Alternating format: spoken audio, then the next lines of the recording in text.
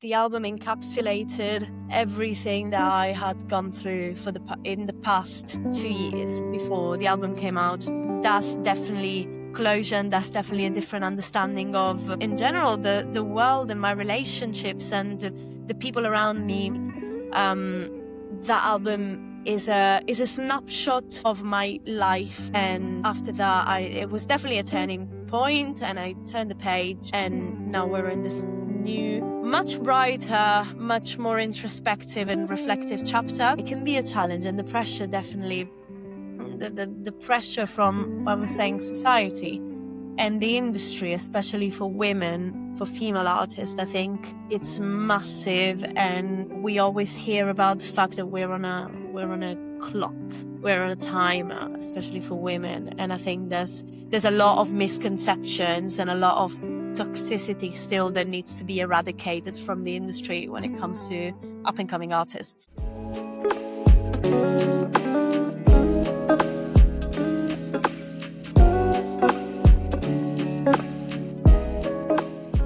Welcome back to the Crescendo Podcast.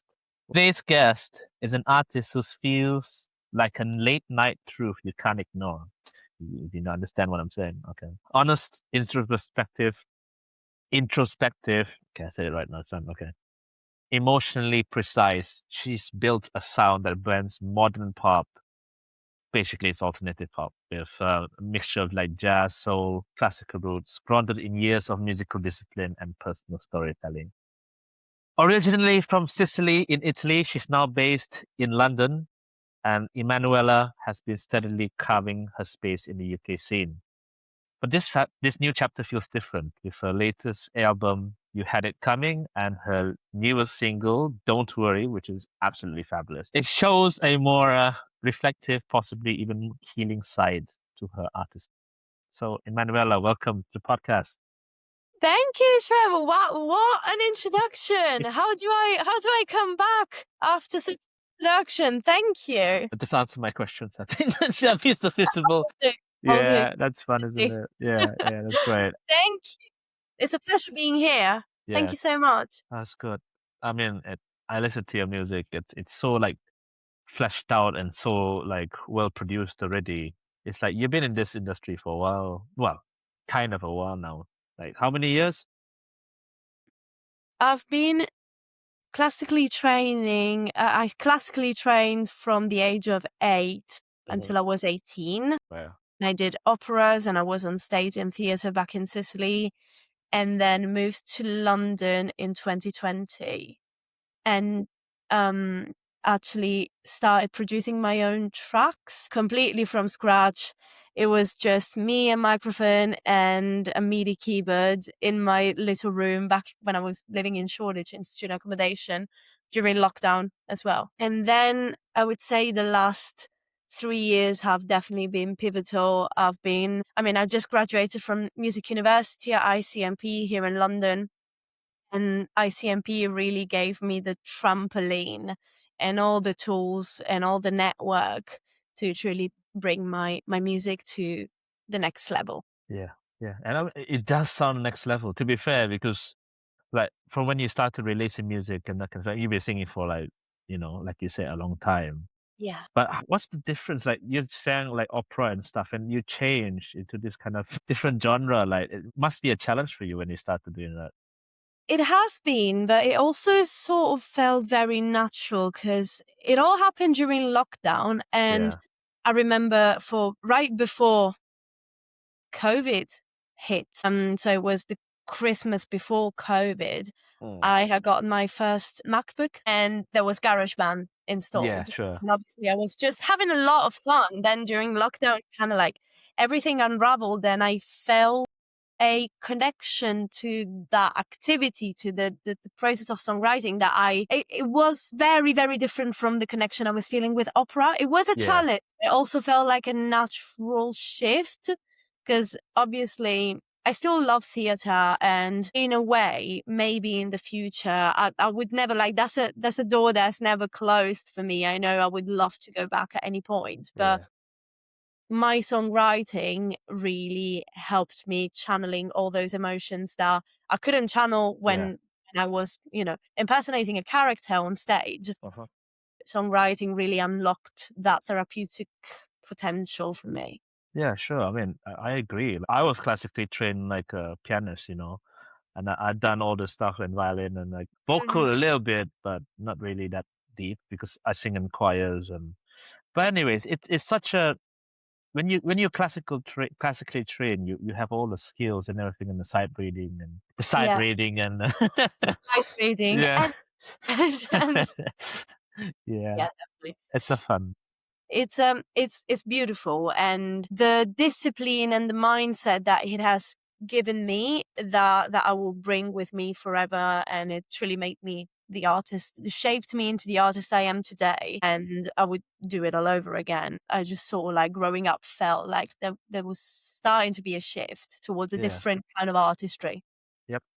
I mean, just talking about your music, right? Literally, you listen to the album. There's so many different sounds that happen there, and then you release like "Don't Worry," which is just pop. It's so like it's mainstream. Well, I would say it's mainstream.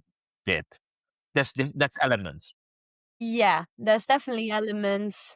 So listening to You Had It Coming is a as you have just highlighted, it's a completely different experience from listening to Writer's Broken Heart and Don't Worry, which is the stuff that I've Yeah, been writing more recently. You Had It Coming was definitely entirely experimental. It has been my first true fully produced project and process in a studio with the real musicians that were playing my music, with a real producer, and it was a way for me to like launch into this new experience with, and I was trying to like grasp anything that I could. So you've got, for example, Blame It on the Jack, that is sort of like pop funk, but then you've got main character that's like leans a bit, squeezes the eye to the R&B and soul yeah, vibe.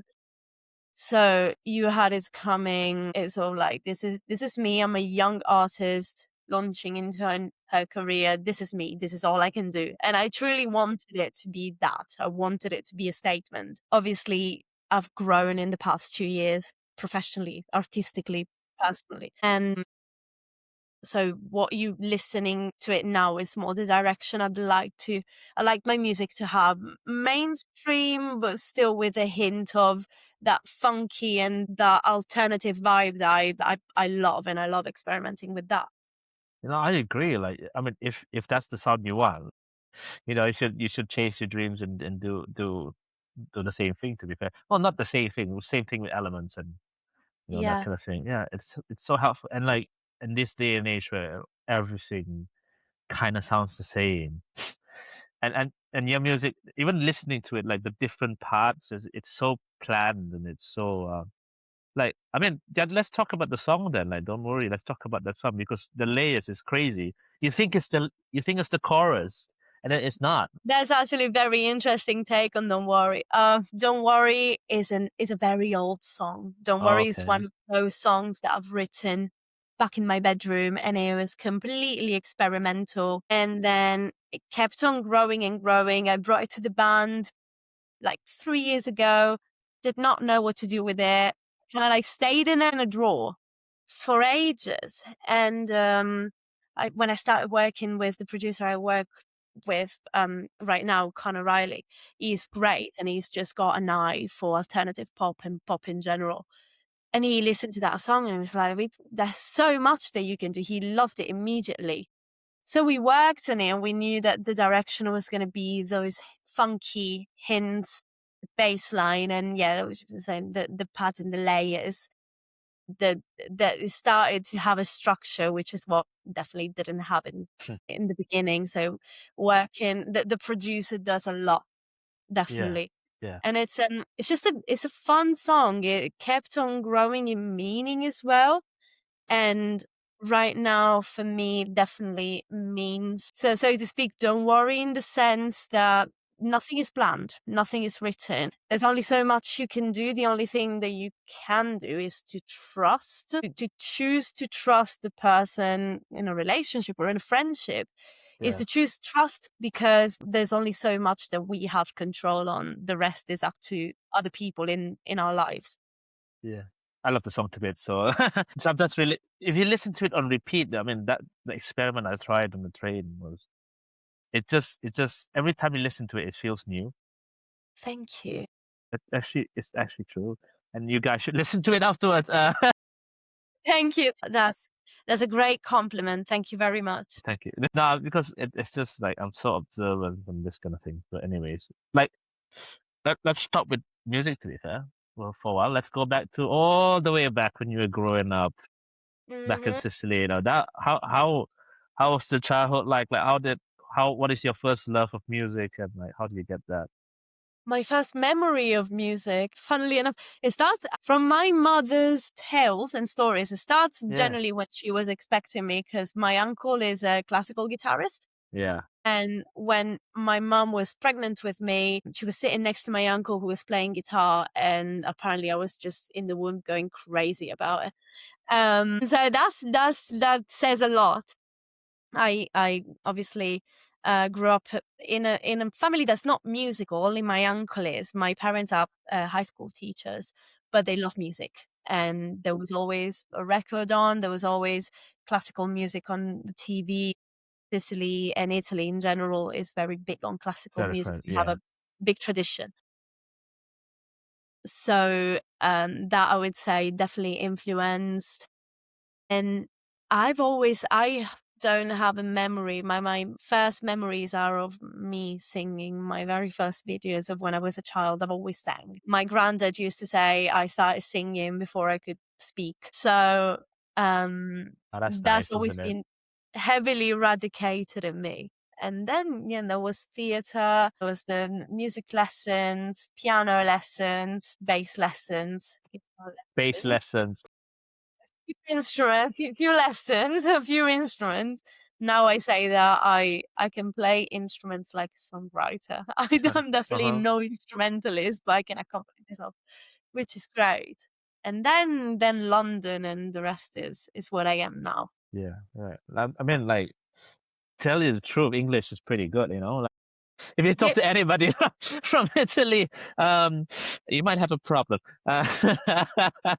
But yeah, anyway, yeah, I know. I'm not judging. It's just it is what it is, you know. But like, when did you start learning and like, what did you learn through the songs? You know.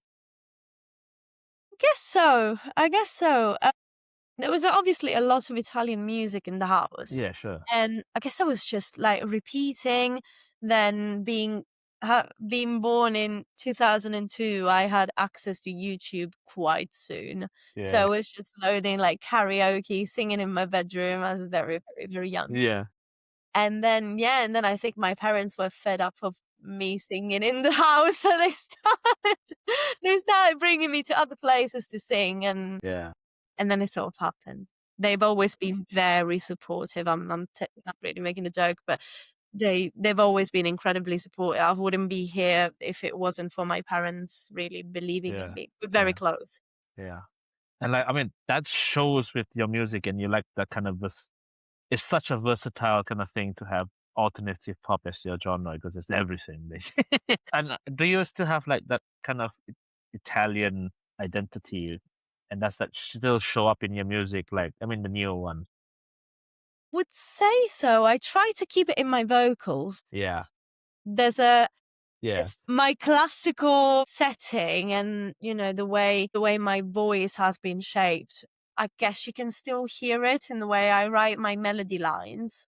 There's a lot of that classical Italian influence. I That's part of the umbrella terminology that I use when I say like alternative pop, yeah, because my melodies are not. I don't think they're canonically mainstream pop, but the whole production. I try to converge the pop in the production and the choice of the instruments. But my vocals, I like to keep them slightly jazzy and slightly classical. Those are my yeah, roots. yeah, I have a lot of fun. I have a lot of fun with the vocals, definitely. yeah. That's so fun. Like, it's a new genre now, to be fair. But like I said, it's your own sound, and like you can't take anything away from it. So I'm happy you chose that. To be fair, yeah, so happy. It's crazy. I mean, making the choice to go to London is just the biggest choice, isn't it? Like financially and everything else. But I mean, What would you say would be the kind of biggest challenge when you first moved to the UK and like get into the music scene? When when you still had studies, you know?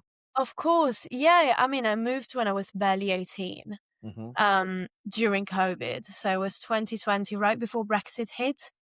And it was obviously a big emotional and financial challenge. And as I'm ever so grateful, forever grateful to my parents who took that challenge with me and believed in it.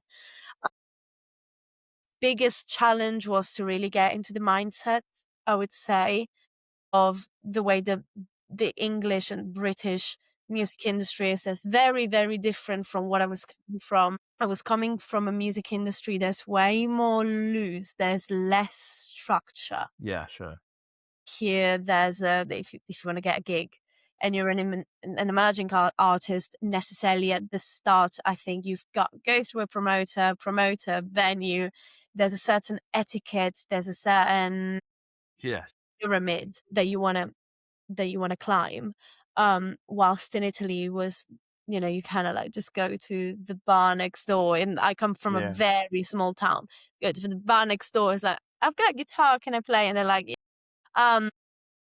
So it's definitely, and I guess in some part of the UK, maybe the northern towns, maybe it's still quite like that, and it can be very wholesome.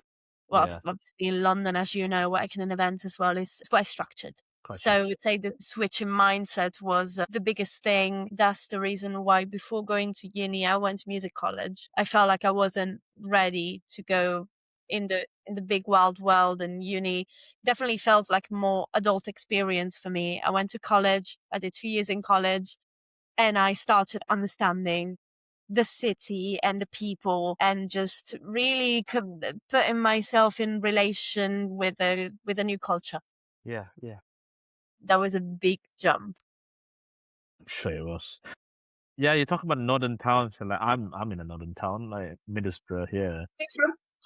Yeah, from here as well. So I mean, the town's kind of big, but Hmm. yeah, the music scene here is just it's so homeful.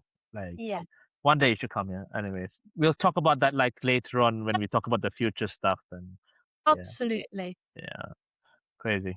All right, I mean, let's go back to your songs. Like when you're creating any kind of piece of work, like what's the first thing that comes to mind? Name, or is it a melody, or is it lyrics, or what's your kind of process? I tend to write every day because I feel a lot of feelings, and the only way to process these feelings for me is writing. Yeah. I write a lot of poems, but in general, I've got like this big notes files with just potential lyrics. So I write my thoughts, and I write what I'm feeling every day, a little bit here and there, whatever comes to my mind. It might be a word that is just stuck with me, a sentence or a whole paragraph, it Mm, depends, or a poem.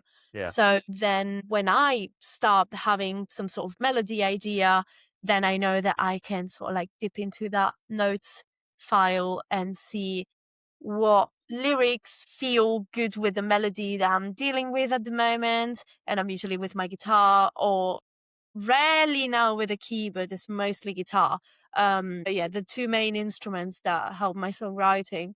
And it sort of just like goes with it. I also really like, for some songs, starting from the bass line, because I'm a big funk. Sure. Yeah. So I do like a funky bass line. That's definitely that.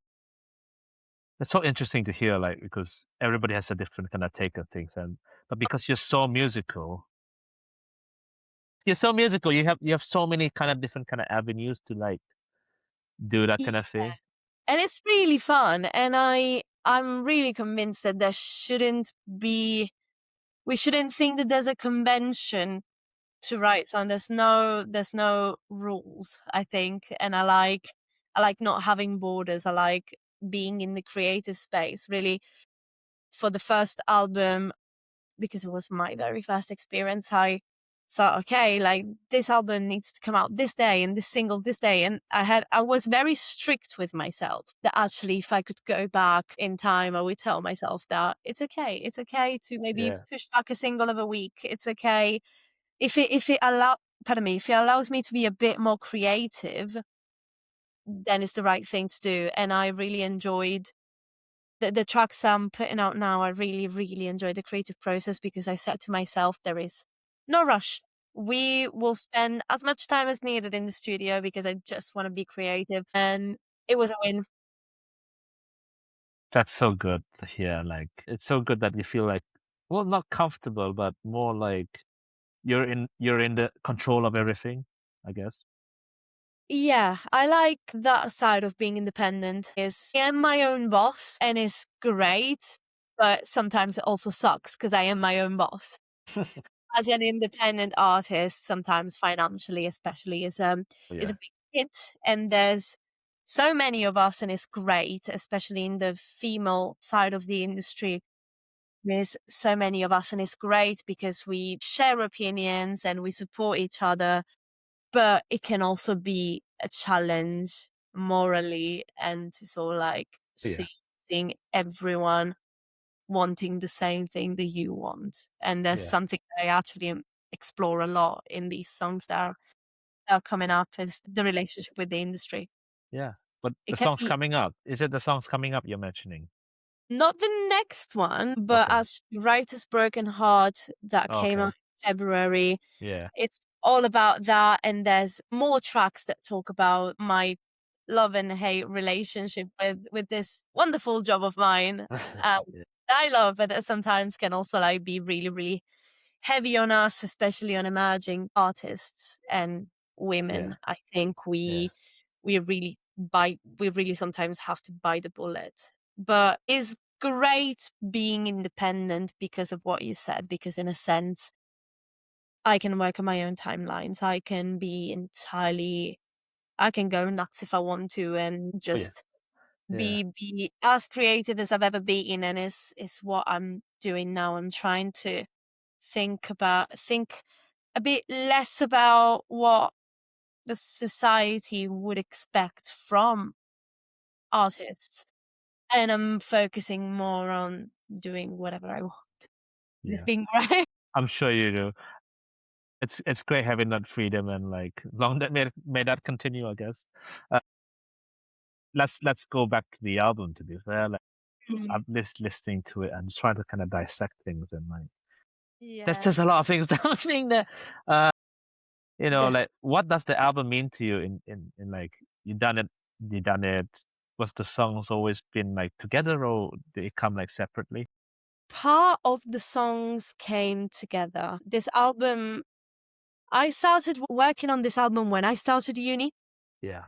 And so You Had It Coming, and the title says it all. You Had It Coming you had it coming were songs that were my songs, but they were aimed at anyone who has left a mark on me during a certain part of my life. And as I've said, whenever I feel something very strong, I feel the need of having to write a song Yeah. about it Yeah. and to exercise it, to look at my emotion from a different point of view. And You Had It Coming started at the beginning of 2022 and completed the writing process around mid 2023, which was when then we started recording. And it definitely there's some songs that are not tied together. There's a whole batch of songs that are tied together and came in succession, one from the other, one after the other. Yeah. Yeah. I Hope You're Doing Well, Enemy, Glimmering Lights. Those songs tell a story that starts with the most painful breakup I've ever experienced to it's kind of like the 5 stages of grief condensed in a handful of Yeah, I songs. do hear that. Yeah. So those songs came together. And then when I finished writing Enemy, which then was the latest single before the album, I was like, okay, the album is done. This is where I think we need to wrap up. And because there was I could finally see a connection. Yeah.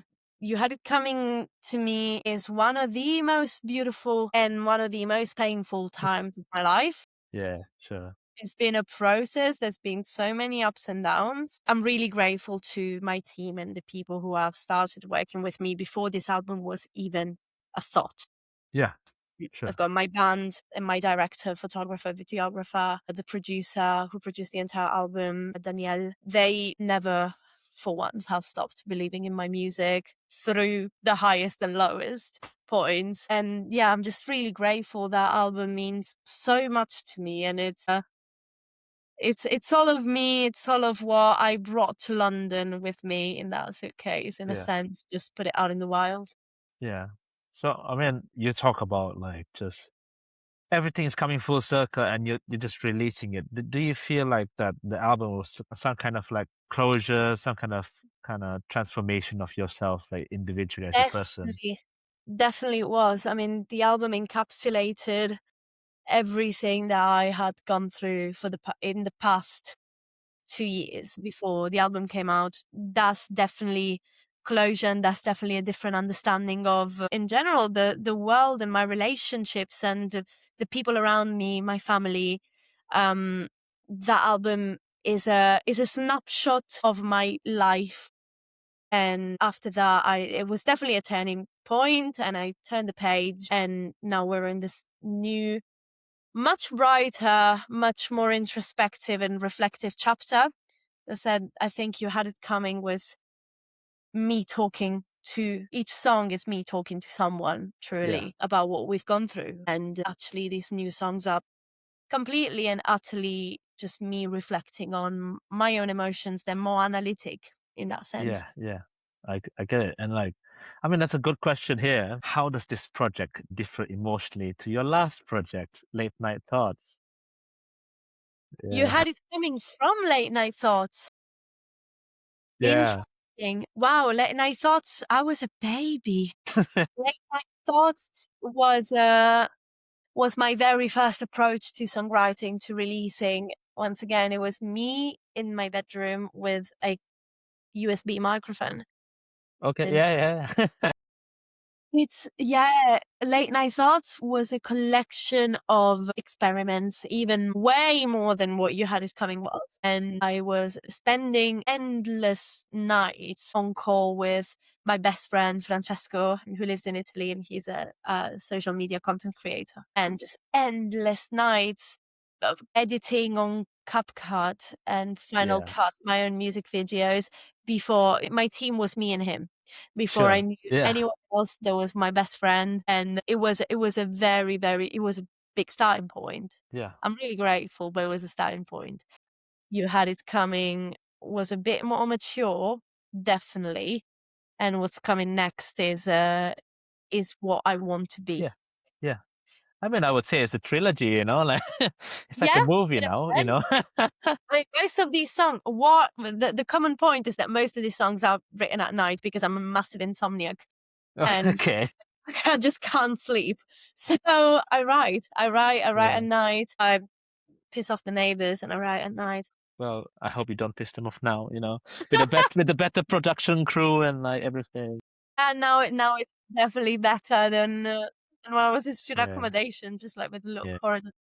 Yeah. You know what? Like I said, like people should listen to it from that. I know you have songs in between and singles and like trying to push barriers and that kind of thing. But yeah, when you start listening, I'm an album listener, so just like to listen to albums. When I see a song that says single, I would straight away back, oh, is this from an album or something? I'm very Oh, I smart love and it. tactical about it. I love an album. I love an Yeah, album. I know, Definitely. I know. And Late Night Thoughts is an EP, isn't it? Yeah, Yeah. Late Night Thoughts used to be an EP, Oh, and yeah.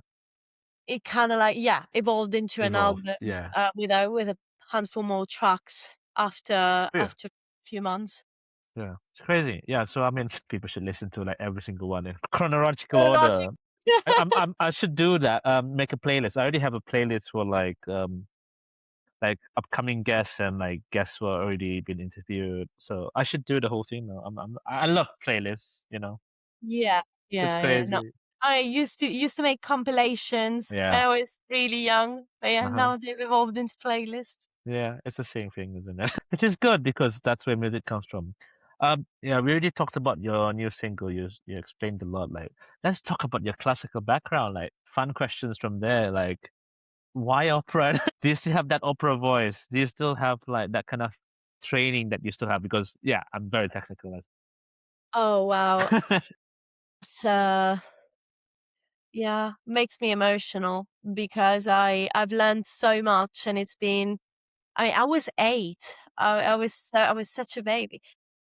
But when I started singing, and I kind of was very, very serious from a very young age. I wanted to be a singer and I went to my Yeah. parents. I was like, I want to be a singer. And my Mhm. parents were like, oof, okay. Kind of like by accident, my parents stumbled onto it was like a communication from the Massimo Opera House in Palermo, where I'm from, Yes. where I was born. Born. Yeah. And it was, they were communicating that they were starting to audition for the kids choir. Just a couple months after I was kind of like, Mom, Dad, I want to be a singer. So they were like, okay, maybe.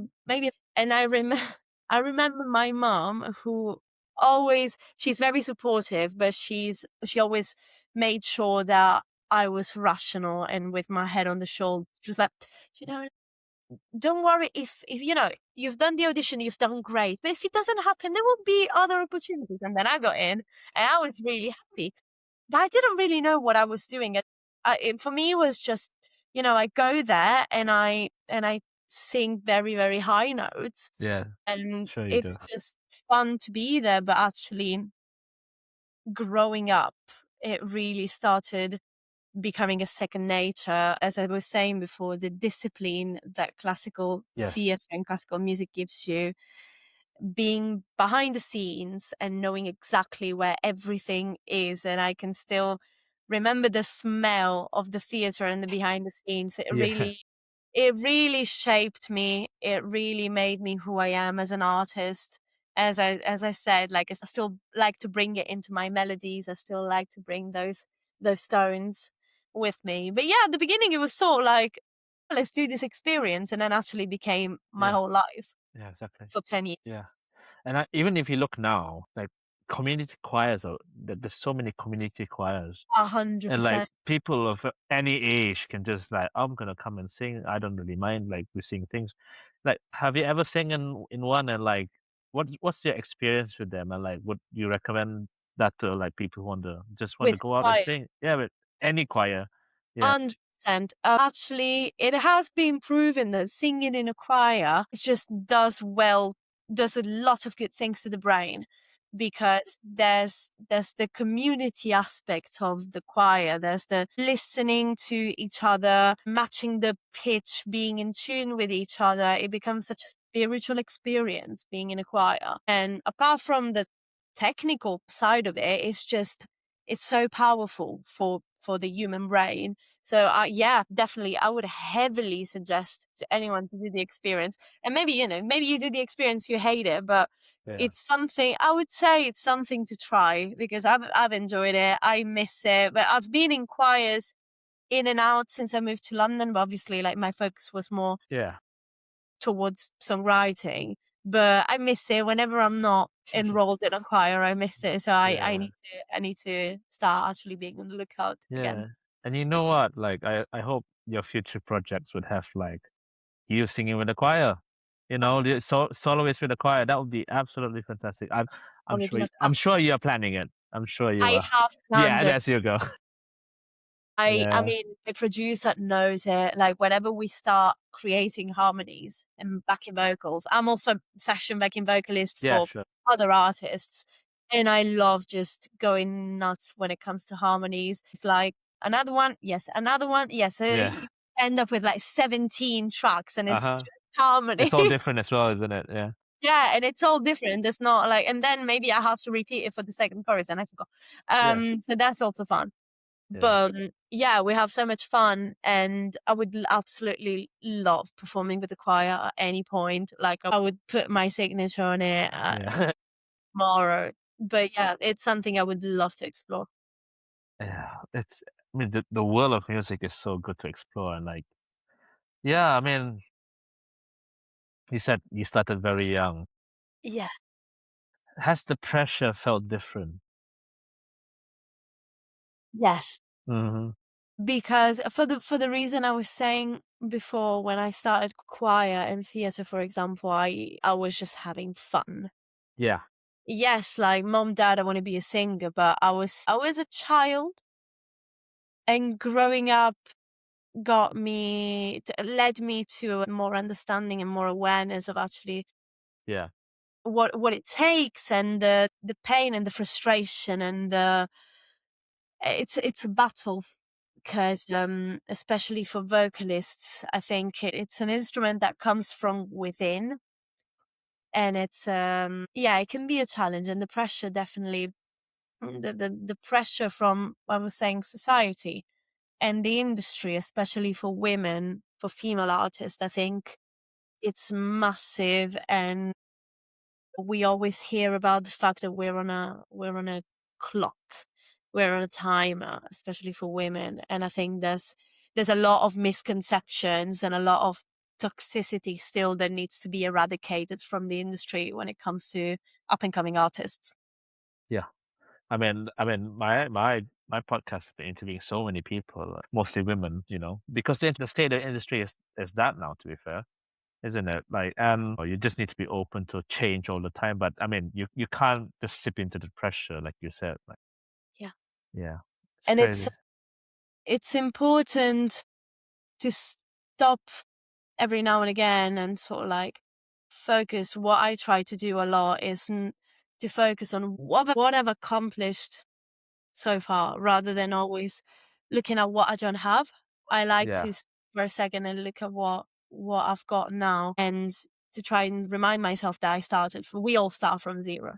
yeah, We all start from of course. scratch. And it's important to celebrate the victories and to be open to change, but always reminding ourselves that we chose this because we love it.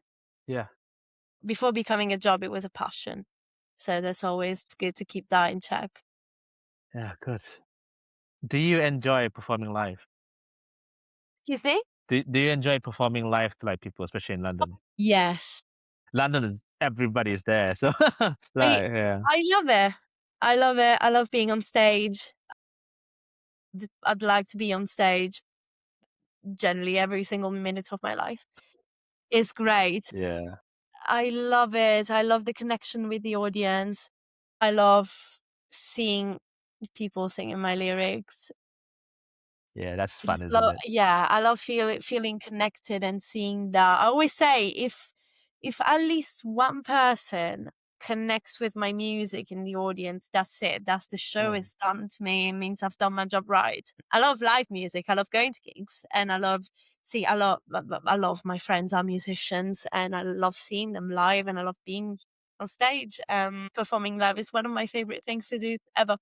Yeah. I mean, since you came to London and since you've been doing all your music, could you tell me what's your most kind of fame? Like, can you tell me your most like the best performance you ever had? Like, and like remember like until now? Oh wow. That's a great question. Thank you. Definitely one big highlight was the main stage at the O2 in Islington in Yeah. 2023. I was presenting some new songs. It was the opening show. I was in my second year of university, and it was the opening show of the school year.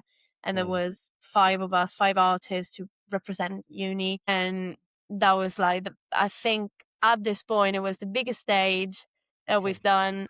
Yeah. And it was great. And yeah, it was absolutely insane. It was 1,000 people. And I never sang, apart from theater, I never sang my songs to Yeah. that many people. And that was great. Although I have to say, the intimate venues still still give me chills as well. Yeah. We did the Hard Rock Cafe in Piccadilly, and that to me was such a big milestone. Yeah. Had so much fun. I was being my guitarist Benji, and we loved it because it's the hard rock. It's like Yeah. It every, is. It is what it is. yeah, you can't describe it. Um, I would say O2 Hard Rock has some of the best Yeah. moments me performing live. Yeah. Definitely, yeah, Yeah. loved Yeah. it so much. That's great. I mean, yeah. I mean, when with your new music coming up, which you said you're gonna talk about it soon enough, I'm sure. But yeah, because it's fun to always talk about new things. Anyways, yeah, I mean, would you like to go on a tour when the new things come out? Would love to tour.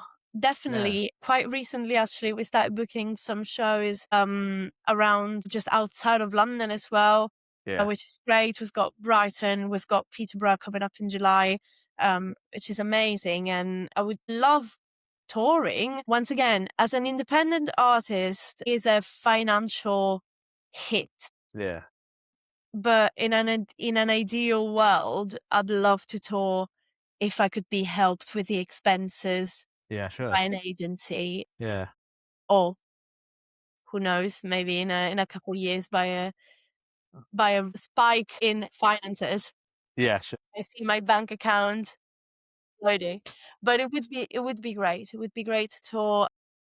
The minute it becomes more financially sustainable, I definitely would love to tour. Oh, yeah. I mean, that's the dream, isn't it? Yeah, yeah. I mean, if you have like availability for like Northeast and that kind of thing, like if people just give the opportunity, it's like no brainer, no Definitely. I brainer. mean, we can talk about this in a second. Yeah, of course.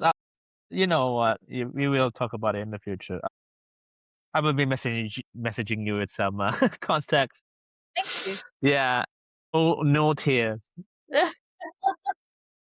no dreaming, no more. Yeah. Anyways, it's so good. Like, It's great. It's great to be on stage. It's great to be live. yeah, yeah, We love it. yeah. Of course. That's what we do. Okay, right. Does performing your songs live feel more exposing than before? Exposing to you emotionally and that Yes, kind of thing. Yeah. I would say so. Yes, definitely. Because once again, like my awareness of myself and of this job is growing, Yeah. and with it, the connection I have with my own music is growing as well. So it's more vulnerable, definitely, because also the themes of my songs are growing. I'm exposing myself more in my songs. My songwriting has always been quite raw, but lately I truly feel extremely connected with my songwriting. Went to Nashville a year ago, and that also changed a lot my perspectives on songwriting. I encountered so many different ways of songwriting and co-written with so many incredible artists, and that shaped my songwriting even more and made me feel more connected with it. Yeah. I mean, I agree with that, and you should continue doing all this live stuff that you really want to do. Thank you. One more question. Okay, I mean, let's talk about the videos and like the music stuff on your new single as well. Like, how did that come about? And like, yeah, you want to share?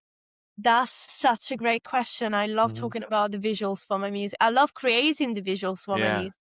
yeah, I work with Asha, my incredible videographer and director. She has such a great creative vision. I always call her the eyes to my ears. I would send her a song and she has a picture, and most of the times that picture in her brain matches with the picture I've got in my brain, and it's fantastic working together. So Don't Worry, as I said, it's a hymn to loving anything in a very careless and free way, which careless is not being superficial, but it's just kind of like letting go of those trust issues and anxieties that sometimes characterize the relationship with something that we truly care about. It could be a person, it could be something, it could be a feeling. So we decided that the subjects of the main focus of the visuals were going to be me and one of my best friends, Georgia. She was my counterpart in the visuals for Don't Worry. It was going to be us truly just like loving each other very tenderly and just being one with another. Two big breaks of color in London that can be very grey, and we picked the Barbican Centre to film yes, because it's a brutalist building and it's quite grey and quite like the lines are very sharp, and then you have me and her, and just like big bright splash of color in the middle of Barbican, and this is kind of like what the symbolism was about. It was going to be just whatever love means to you. That's what paints the town. That's what makes Yeah. makes you feel better about whatever situation. Loving freely, loving without any borders or restrictions, Oh yeah. and trusting your gut, really. Continue gut. Yeah. I keep on looking at it and like when you post on Instagram, for example, like it's always different. It's always a different thing, isn't it? Like, I mean, you have the full thing, and then you have all these little bits and bobs of everything. I did realize it was the Barbican Center. I was like, yeah, this is surely the Oh, it is. Yeah, Yeah, and I was like, yeah, that's a great place to film a kind of yeah, we loved whole it. thing, you know. Yeah, It was great. so cold, but we loved it.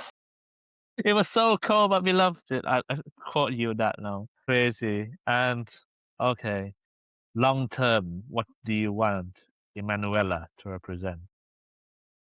Long term, I want Emanuela to be a very friendly figure in the music industry. I want people to once again relate to my music. What I always say, whenever these songs of mine, they're very personal, but whenever I put them out, that's it. Like they're not mine anymore. They're for anyone to take and to make them yours and to make them theirs. So I'd really want to be an artist that people can relate to, an artist that people can find comfort in and feel understood by. That's also, you were mentioning my Instagram posts. I do the promotion and I do the social media campaigns, but every Yeah, now and again I just like to share what's happening in my life, because I think I'd love to be known also for the person behind the artist that I am. yeah. Good answer. Great answer. Like, yeah, and it's good to always look long term, isn't it? It's just the best. Yeah. But you have to make things to reality. So here we go, a tour. You know, There you go. quick fire questions to kind of Yes. end it on like a high, I guess. A high. The most personal song you've ever released. I hope you're doing well. Okay. Definitely. Yeah. Okay. Studio alone or collaborative session? Collaborative session is so much fun. It's fun, isn't it? Yeah. It's so Yeah. good. It's Love it. nice. It's nice trying to keep everything yourself, but gets boring. You know. It can feel isolating Yeah. sometimes. Yeah. I love songwriting on my own, but studio, definitely the more Yeah. the merrier. Yeah. Great. Favorite lyric Ever, ever? blood makes flowers grow on the concrete. Wow. Deep. It's kind of like, you've got to feel the pain before you Yeah. heal. Uh-huh. Yeah, and concrete is no stranger in London. And especially in the Barbican. Oh, especially the Barbican. Yes, it's so brutalist. Oh, absolutely. Dream collaboration. Jacob Collier. That was great. Yeah, I was just about to say. Jacob Collier, I Yeah. would do anything. If I'm in the studio with Jacob Collier and he asked me to sing one note, that's it. That's the one note that will change my life forever. I think Oh anything yeah. he touches becomes Yeah. gold. You The know level. what? Yeah, you know what? She does work with everybody basically, but you should do it. Like, contact him. Honestly, You know, you should. if Jacob Collier sees the Crescendo podcast, I don't know about then I'm that. great. I would think I'll tag him sometime. You know, Please, that's how please. you. Great. Can we say this is a new era? I mean, your mindset going into this new era of your music. Yeah, is definitely a new era. The mindset is it's kind of what I was saying before, is focusing less on what I'm expected to do and more on just doing what I want. It's a new era. It's an era where I want to look a bit less at, once again, what I don't have and more what I've achieved and what I am looking to achieve with the love I've got for my music, and just like trying to never lose that light and that fire. Yeah. All right. That's good. I'm saying that's good because it is good. Yeah, crazy. I mean, thank you so much for like just Thank giving your you. time and like rushing here Thank and you. It there, was but you great. still can do it, you know. And like, okay, one more question from a previous guest. That'd be fun. If you can create a food recipe combining different cultures and experiences, what could it be and what would it sound like in a song? Wow, that's an interesting one. I read it quite slowly. I mean, okay, I would love to see what happens. Obviously, I'm a big pizza girly Sure. because my roots are what they are. Yes, of course. But one of my favorite foods ever I had in China. When I Okay. went to China Yeah. in 2017. I would love to see what happens if we mix the two, if we mix pizza and Chinese food. And oh my God, how would it sound like a song? I don't Exactly. know. Yeah.